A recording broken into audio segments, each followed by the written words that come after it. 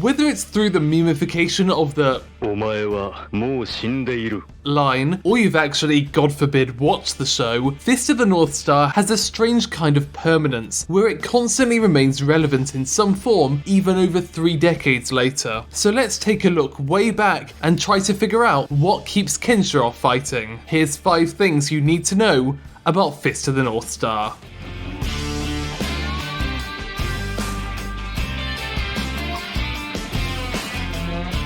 When Fist of the North Star was first being published, one of the biggest film hits at the time was Mad Max, George Miller's post-apocalyptic thriller, so it makes sense that Fist of the North Star would be deeply inspired by it. But that wasn't always the case. The initial idea was a lot closer to home, set in 80s Tokyo, and instead of him being a survivor in a post-apocalyptic world, he was a high schooler. This original concept was written by artist Tetsuo Hara, but as the story started to get bigger, it became more difficult for him to handle the story and the art himself. This prompted them to bring on writer Buronson, whose idea it was to bring the story into the post-apocalypse.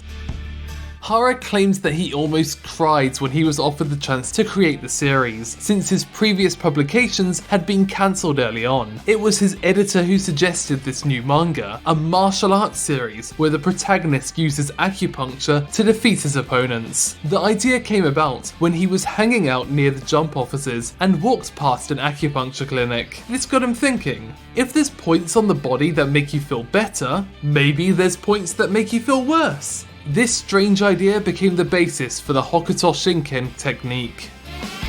Fist of the North Star isn't exactly the huge franchise it used to be. Is what most people would presume. While a lot of the anime industry today is targeted at 20-somethings with the time and income to indulge in their hobbies, older people have their own hobbies as well.